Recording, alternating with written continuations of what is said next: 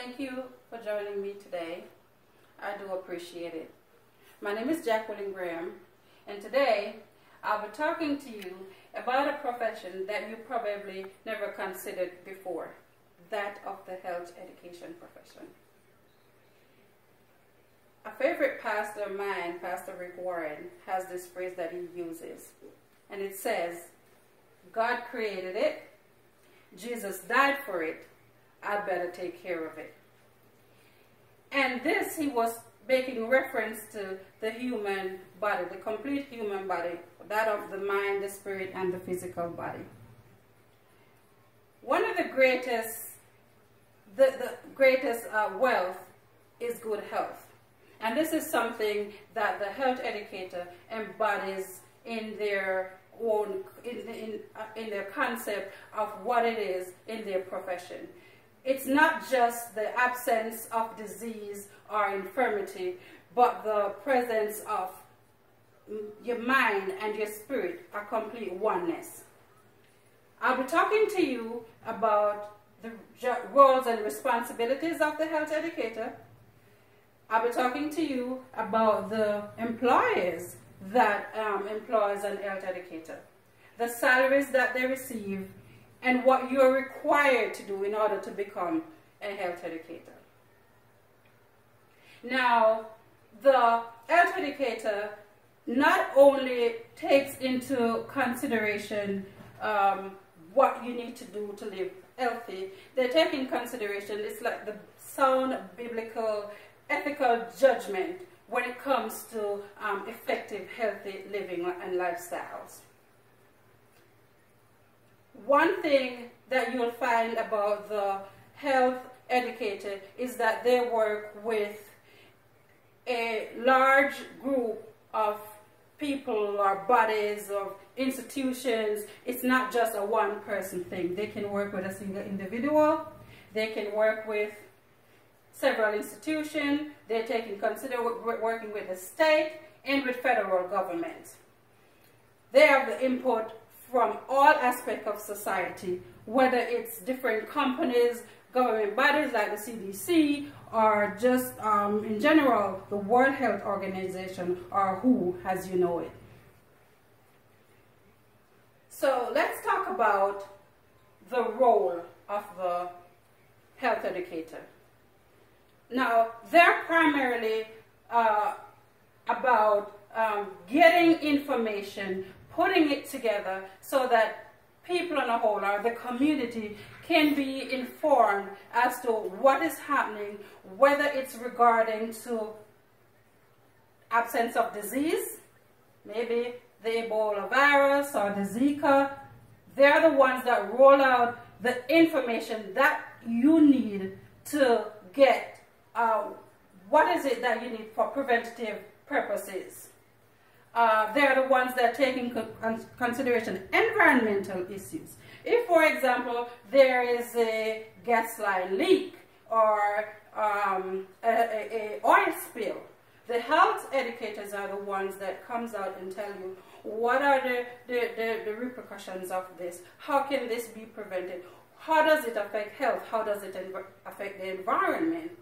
If you're talking about water, they're the ones that comes out and tell you, okay, what is it about the water? What are the standards that's needed for the water? And so institutions like the Food and Drug Administration really do pull from the health educator, about what is it that's required in order for us to live healthy. And so they work with, maybe you have heard of local institutions, for example, WIC, Woman, Infant, and Child. The health educator is the person that makes up the programs that tell these mothers how to incorporate healthy lifestyle for their children, what they're to use, what they're not to use, how they're expected to raise a healthy child. They also work very closely with schools. You know, we have young people, or even in colleges or institutions, on how to eat, what do you eat, how do you prevent an illness. A lot of kids get foodborne illnesses And this is something that they have to educate teachers or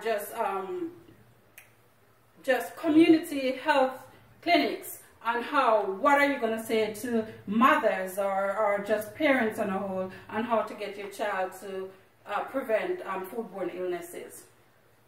So these are just some of the things that the public health inspector does. And now I'm going to go and touch on the topic of what is it that you need to do in order to become a public health inspector.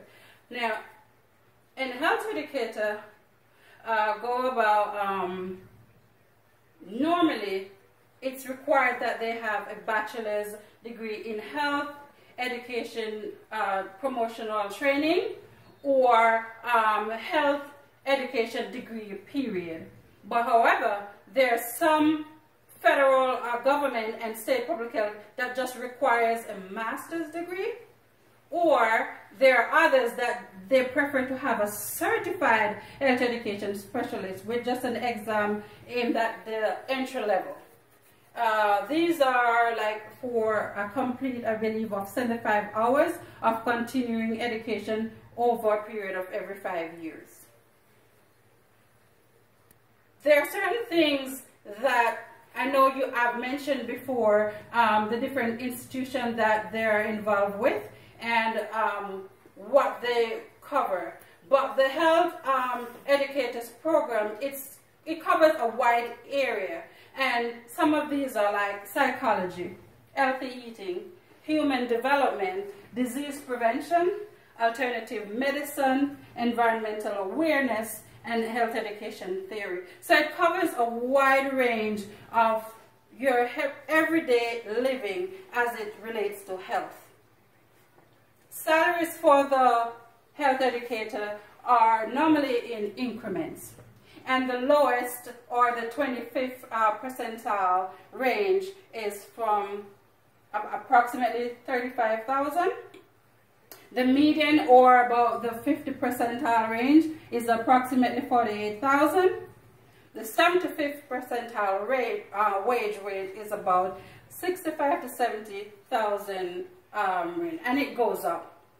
Now, who hires a health educator? This is one of the things that I'm sure that you want to know. You know, you just don't want to go into a field that really you get stuck and you can't get hired. Who hires a health educator?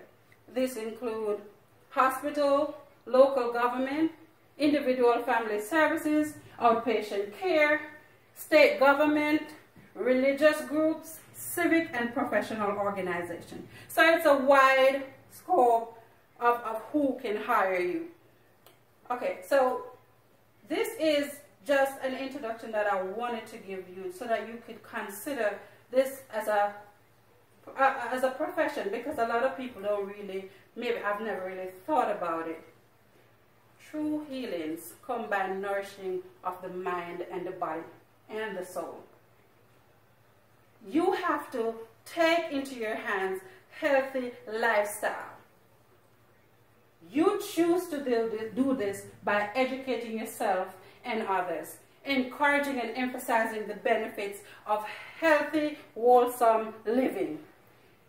And so today, I just want to take time out to ask you to consider this, or at least look into this as one of possible choices for you for a profession. Thank you, ladies and gentlemen, for coming out. I really do thank you for taking time out of your busy schedule to hear me today. I want to thank my references that I had to use, and they were from the Center for Disease Control, the CDC, the Food and Drug Administration, FDA, and WHO, World Health Organization. Thank you again. I appreciate you coming out.